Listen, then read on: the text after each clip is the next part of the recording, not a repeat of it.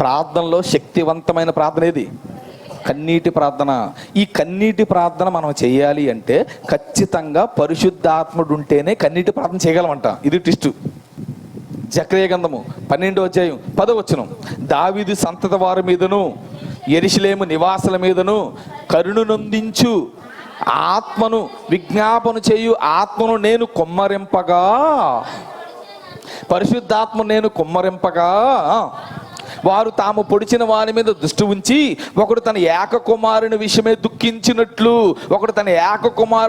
దుఃఖించినట్లు తన దేశపుత్రుని విషయమే ఒకడు ప్రలాపించినట్లు అతని విషయమే దుఃఖించుచు ప్రలాపింతురు. అంటే ప్రలాపిస్తూ దుఃఖిస్తూ నువ్వు ప్రార్థన చేయాలంటే నువ్వు ఎవరిని పొందుకోవాలి?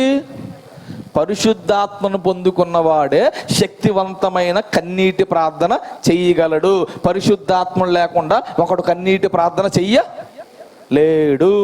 నువ్వు ఎంత ట్రై చేసినా నువ్వు నటించాల్సి వస్తుంది తప్ప, నువ్వు నటిస్తూ వేషధారణంగా నువ్వు ప్రార్థన చేయాల్సి వస్తుంది తప్ప నువ్వు హృదయంలో నుంచి ఏం చేయలేవు, ప్రార్థన చేయలేవు.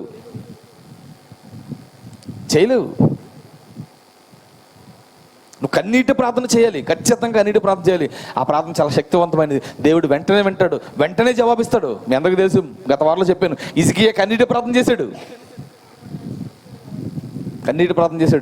ప్రార్థన ముగిసే లోపే దేవుడు జవాబునిచ్చాడు. ఇంకో 15 సంవత్సరాలు నువ్వు ఆయుష్ కలిగి జీవిస్తావు అన్నాడు. అంటే దేవుడు ఈ శక్తివంతమైన ప్రార్థన దేవుడు వినాలి అంటే ఈ శక్తివంతమైన ప్రార్థన చేయడానికి మనం ఏం పొందుకోవాలి?